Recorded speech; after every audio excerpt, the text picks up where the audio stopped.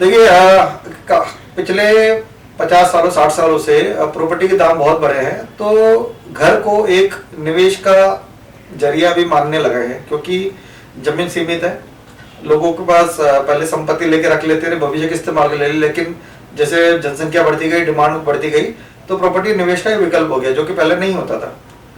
आज कई लोग प्रॉपर्टी इन्वेस्ट करते हैं, कई लोग घर लेते हैं, वो ये भी सोचते हैं कि यार मैं घर में रह भी लूंगा और मेरी प्रॉपर्टी की वैल्यू बढ़ती रहेगी जी। तो मेरी सोच थोड़ी विकसित देशों से ज्यादा प्रभावित है। वहां पे इन्वेस्टमेंट को और एंड यूज को, रहने को, निवेश को मिलाते नहीं है। हमारे भारत में मिलाया जाता है।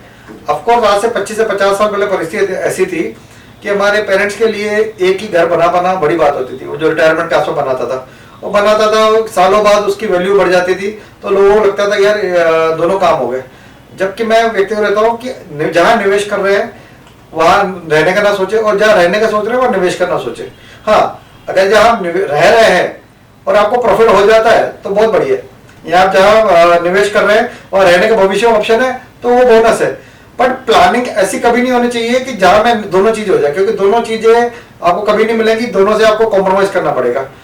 आपको मान लीजिए कि किसी को काला रंग पसंद है, किसी को सफेद रंग पसंद है, और सर दोनों रंग आए तो दोनों रंग फिर ग्रे मिलेगा, न काला मिलेगा न सफेद मिलेगा।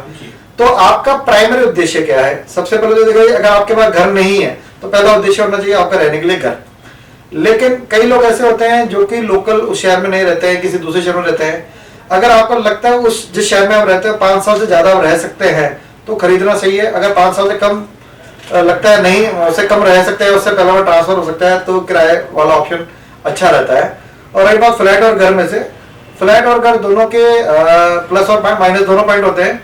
फ्लैट का प्लस पॉइंट होता है मकान के मुकाबले सस्ता पड़ता है। सेम लोकेशन में सेम साइज का देखे तो मकान के मुकाबले 30 से 40% कम पड़ता है। फ्लैट में सिक्योरिटी होती है कई जगह, और कई जगह सुविधाएं भी होती है, जैसे swimming pool, gym, club house जैसी सुविधाएं भी होती है। आमतौर पर फ्लैट में लोन भी अधिक मिल जाता है।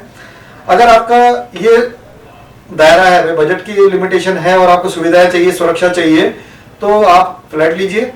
लेकिन अगर कई लोग ऐसे होते हैं जिनकी फैमिली बड़ी होती है, जॉइंट फैमिली होती है, जहाँ रिक्वायरमेंट बड़ी होती है, लगता है भविष्य के हिसाब से हमें एक्सपांड करना पड़ सकता है, तो फ्लैट में वो फ्लेक्सिबिलिटी नहीं पड़ती है कि आप ऊपर एक कमरा बना लिया या ऊपर आपने कमरे में चेंज करा ली, तोड़ फोड़ कर दी। घर में आपके पास पूरी फ्लेक्सिबिलिटी रहती है, लेकिन उसकी कीमत भी होती है। उसकी कीमत भी ज्यादा होती है। वहां पे आपको सिक्योरिटी आमतौर पर नहीं मिलेगी।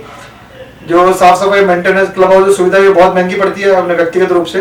अगर आपका बजट अलाउ करता है तो घर भी ले सकते हैं, अगर बजट अलाउ नहीं करता है तो फ्लैट भी एक अच्छा ऑप्शन है। और लाखों लोग रहते भी है फ्लैट में। कई लोग अजमेर में एक छोटा सा मैंने देखा है, लोगों का यहाँ पे फ्लैट की तरफ रुझान कम है। आज से 15 साल पहले जब अजमेर काम शुरू किया था तो 10 में से 9 लोगों ने, यानी 100 में से 99 लोगों ने कहा था अजमेर फ्लैट नहीं चलेंगे। 5 साल पहले 100 में से 80 लोगों ने कहा था अजमेर फ्लैट नहीं चलेंगे।